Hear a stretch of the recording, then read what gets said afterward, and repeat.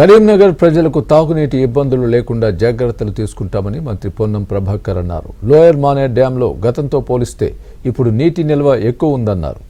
BRS నేతలు డ్యాములను పరిశీలించి అబద్ధాలు ప్రచారం చేస్తున్నారని ఆగ్రహం వ్యక్తం చేశారు. తాగునీటి ఇబ్బందులు వస్తే ఇంటింటికి ట్యాంకర్లతో నీటిని సరఫరా చేస్తామన్నారు.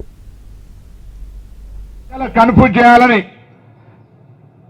భవిష్యత్తులో ఏదో త్రాగునీటికి ఇబ్బంది వస్తుందని నిన్న కొంతమంది పెద్దలు డ్యామ్ సందర్శించినారు.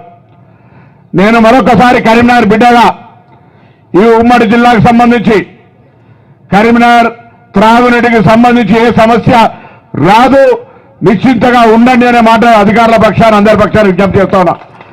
ఇదే రోజుకు పోయిన సంవత్సరం 5 టీఎంసీలు ఉంటే ఇవాళ 5.7 టీఎంసీలు ఉన్నాయి.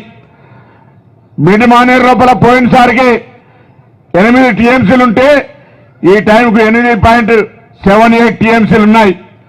మనకు అవసరంగా వాస్తవంగా అవాపరేషన్ గాలి ఎండకు ఎగిరిపోయినా కాలువల ద్వారా పోయినా జూలై 31 వరకు మనకు అవసరమయ్యేటివి 6.90 టీఎంసీలు.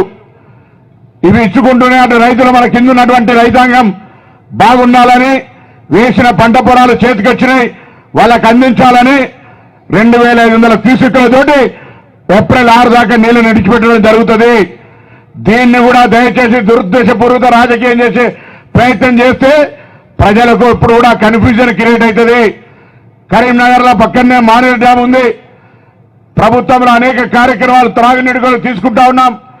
నీళ్ల పరంగా ఎక్కడ ఇబ్బంది రాదు.